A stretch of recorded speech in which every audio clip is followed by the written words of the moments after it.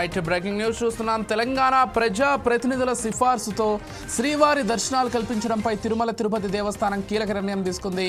TG ప్రజా ప్రతినిధుల సిఫార్సు లేఖలతో స్వామివారి దర్శనం ఈ నెల 24 నుంచి అమలు చేయనున్నట్లు ప్రకటించింది. ఏపీ సీఎం చంద్రబాబు నాయుడు ఆదేశాల మేరకు ఈ నిర్ణయం తీసుకున్నట్లు టీటీడీ తెలిపింది.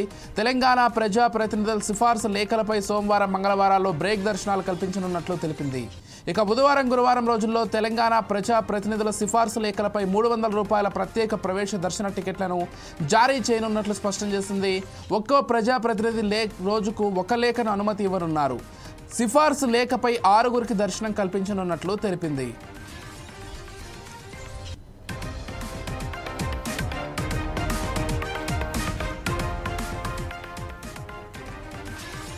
తెలంగాణ ప్రజా ప్రతినిధుల సిఫార్సుతో శ్రీవారి దర్శనాలు కల్పించడంపై తిరుమల తిరుపతి దేవస్థానం కీలక నిర్ణయం తీసుకుంది.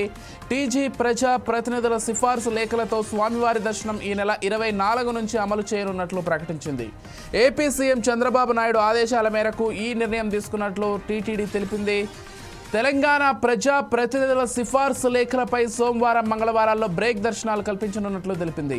ఇక బుధవారం గురువారం రోజుల్లో తెలంగాణ ప్రజా ప్రతినిధుల సిఫార్సు లేఖలపై ₹300 ప్రత్యేక ప్రవేశ దర్శన టికెట్లను జారీ చేయనున్నట్లు స్పష్టం చేసింది. ఒక్కో ప్రజా ప్రతినిధి రోజుకు ఒక లేఖను అనుమతి ఇవ్వనున్నారు. సిఫార్సు లేఖపై 6 దర్శనం కల్పించనున్నట్లు తెలిపింది.